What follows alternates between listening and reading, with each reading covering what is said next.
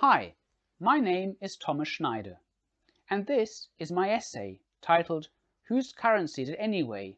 For the seminar Economic Theories for European Integration with Dr. Thilo Zimmermann at the University of Cologne in the winter semester 2021-22. Ingham opens his essay, Money is a Social Relation, with a reminder that money has a number of properties. It is a measure of value, or unit of account, a medium of exchange, a standard of deferred payment, and a store of value. Clearly, cash is not the same as credit, the difference being your money versus borrowing someone else's money, usually a bank's or a state's, that is, the taxpayers. According to Schumpeter, money is a technical device to facilitate transactions. Like a veil, it must be drawn aside if we are to see the face behind it. Essentially, exchange ratios between commodities are the important thing behind money prices. According to Samuelson, this holds as true for trade between individuals as between nations. This universality of money is certainly a strength, making all buyers at any given point in time equal, or at least any unequal treatment of the buyers transparent. Money overcomes the inconveniences of barter, which arise from the absence of a double coincidence of wants. The functions of money should, however, be separated from its form or appearance as a currency. This article will show that currencies are not equal and have a central societal and political function.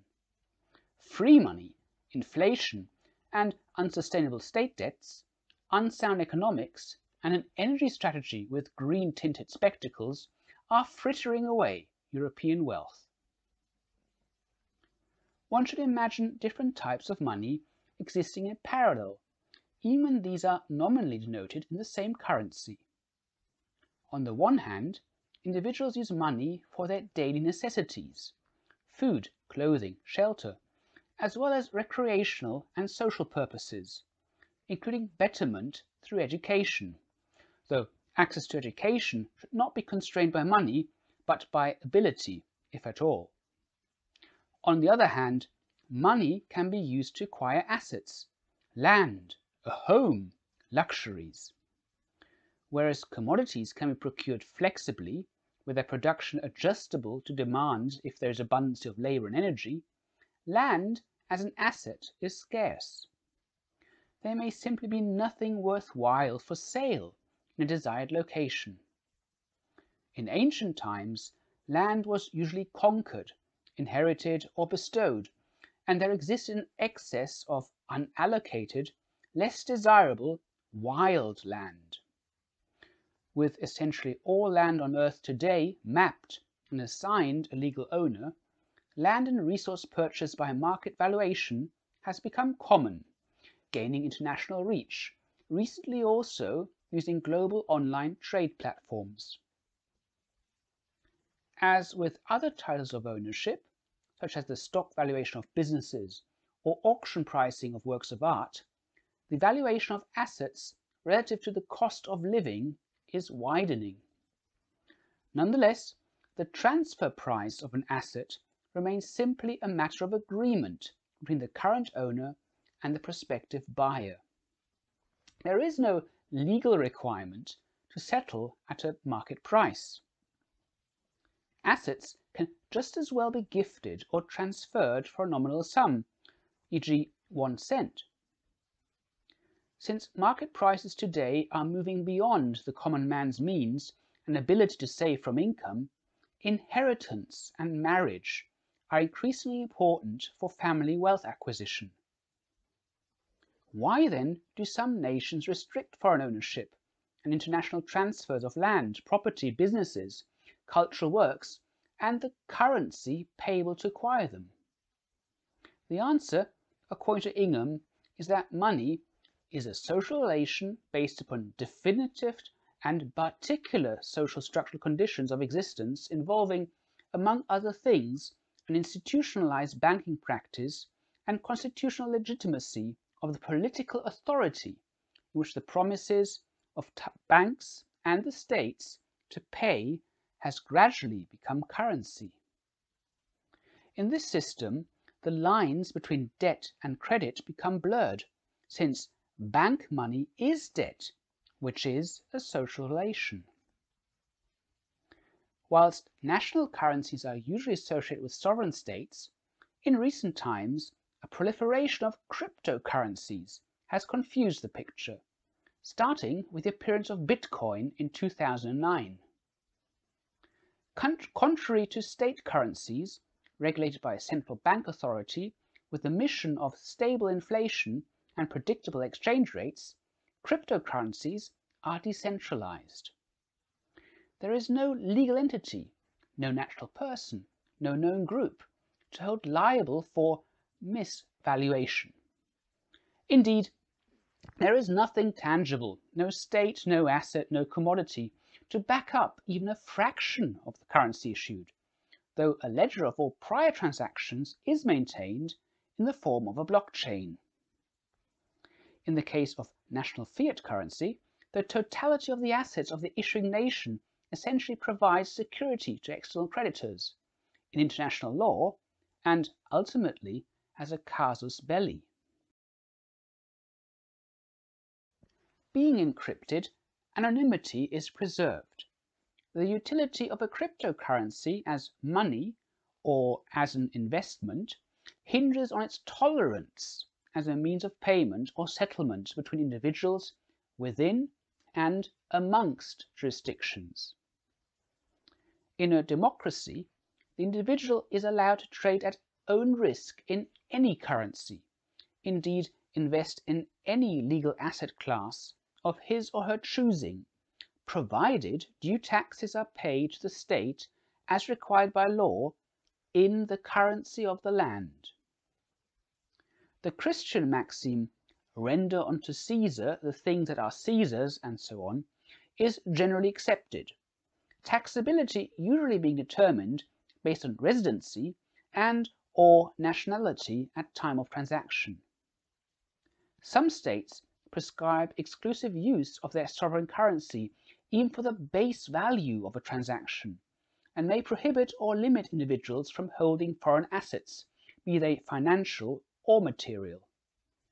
Certainly, tax accounting and enforcement of cryptocurrency investment gains and losses presents a challenge given market volatility, extraterritorial tradability, and private offline storage. We already remarked on the right to enforce universal acceptance of the national currencies as the means for payment within a jurisdiction, defined as a sovereign geographic area. This concept clearly cannot apply to private or community currencies with no central institution or territoriality. However, sellers can still advertise a cryptocurrency price for a good or service in parallel with the national currency price, since then the tax liability of the buyer can be determined, inclusive any tax-free limits. It makes no difference whether the official exchange rate is set by the market, that is, floating, fixed between governments, or pegged to a foreign currency. Certainly, interchangeability of cryptocurrency to national currency is not officially endorsed by most governments. Based on Ingham's analysis, central banks should protect sole minting rights in the name of a geographic entity for the people, social relations, they represent to fulfill their wealth management duty. They should be suspicious of anonymous intermediaries and can reserve the right not to exchange currency, for example with rogue governments or individuals, as implemented by the USA against Iran and threatened by some Europeans against an expansionist Russia. The national currency is the political weapon of a society. Ideally, the territory should constitute an optimum currency area.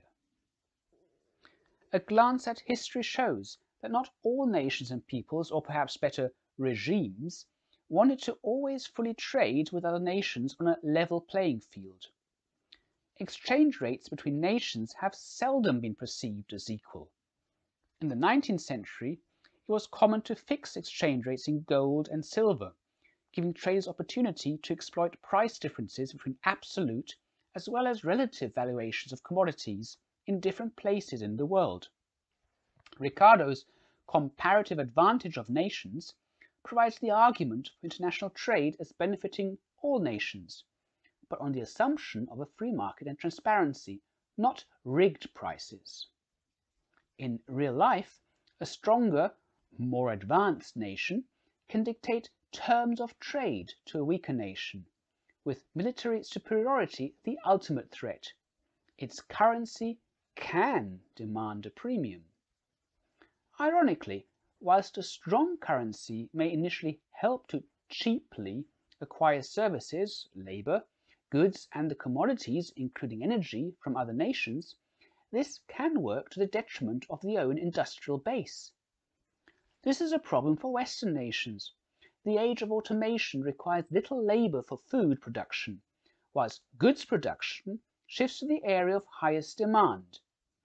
That is, China for the past few decades, with many accusations of dumping, intellectual property violation, and currency manipulation.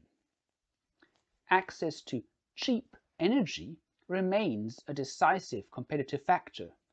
The unemployed US or European citizen with a high fuel and inflation bill is no happy voter. Exchange rate development and its effect on society can be illustrated using the Japanese yen to US dollar from 1945 to the present day. Although the Japanese state amassed enormous debts, these were largely financed by its own, mostly hard-working people. The general population endured multiple currency revaluations and energy shocks, but, for the main, enjoys only modest living standards due to high rental, energy and food costs, with limited state welfare benefits. The question is, of course, was and is state money well spent? Not every new infrastructure project, highway, high-rise, urban development or high-speed train line necessarily adds to the pleasure of life and can be a sign of irrational exuberance, that is, money not knowing where to go. Moreover, an aging population with depleted private savings demands increasing sacrifices in the form of rising taxes from the productive working population, as well as their loss of inheritances, used to cancel state debts and service the markets, not enrich the children. This brings us to the so-called paradox of thrift. Should individuals be deterred from private saving to maximize consumption? This certainly appears to be the vision of the European Central Bank, the ECB, whose zero interest rate policy, in conjunction with a generous European welfare state, has destroyed the notion that individuals should save privately with banks for retirement, misfortune, or major future investments. Europe's once plentiful local mutual banks, farmers' unions and building societies, have been bankrupted. They used to manage the savings of members to enable fellow members to make investments, such as buy farm machinery or build a home, increasing the wealth of the total member community, supporting a small dividend for the savers at reasonable lending rates. With mergers and conversion of many societies to public limited companies traded on the stock market, they now pay dividends to shareholders and compete against the ECB's negative interest rate policy. Essentially, the community banking model has been destroyed. Even more perversely, green activists who until recently demanded higher energy and food costs to reduce CO2 emissions are now wanting the state, that is, other and future taxpayers, to subsidize the cost of energy and living, whilst funding an energy transition whose real costs are vastly misunderstood. This is to be done with further cheap sovereign debt at negative interest, offloaded onto the ECB, in no way reflecting risks and investment returns. Meanwhile, the greater part of the world's population is waiting to, for example, drive cheap second-hand conventional cars, buses and trucks, minus the expensive catalysts, air condition, fly, cruise the world, and adopt the Western throwaway lifestyle in the old-fashioned way, as soon as Corona allows. What does this mean for the terms of trade of the European Union? It is not feasible for parts of Europe to unilaterally drive an energy transition whilst global availability and accessibility of conventional energy sources is not limiting, or is even increasing, the thawing of the polar ice, with abundant international capital and the greater part of the world eager to enjoy modern creature comforts.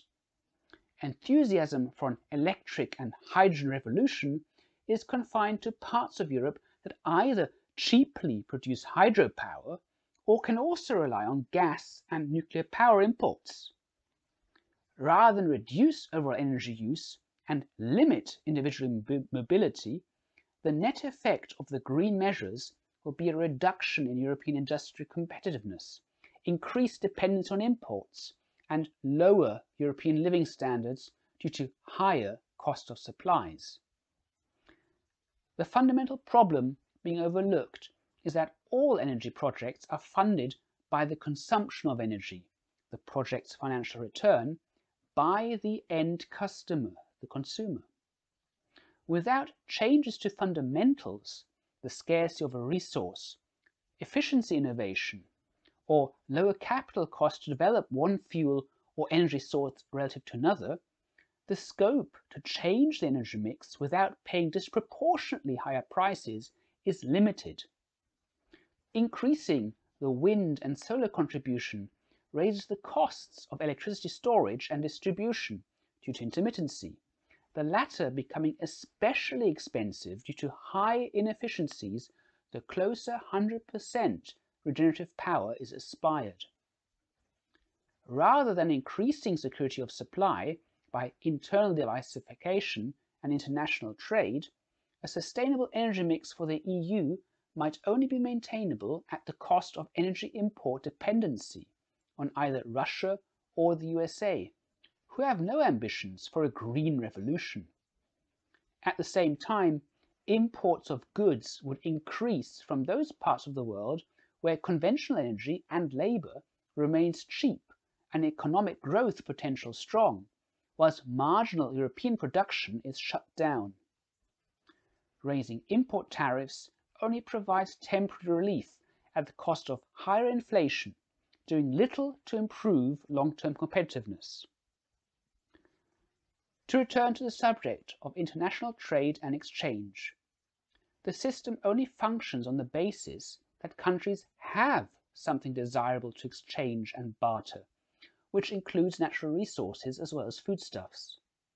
Europe's progressive loss of competitiveness relative to the rest of the world, combined with a fervour to ban foreign European investments in conventional fuels, even as domestic resources, like the North Sea, are dwindling, though global reserves of hydrocarbons remain plentiful, is the path to increasing isolation.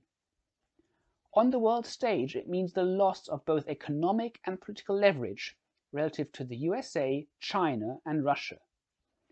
The pursuit of expensive renewable energy, born of a misplaced faith in the miracle of the energy revolution, coupled with a delusion that consumption can simultaneously grow unrestrained without regard for frugality or economy, may spell the end of Europe as a global player and the possible ultimate breakup of the Union. To quote Boulding, back in 1948, many economists are increasingly wondering whether the theory of maximization has not reached the limit of its usefulness, and whether further development towards a more realistic theory of economic and social organism does not lie along other lines. Save, reuse, recycle, and export. Thank you.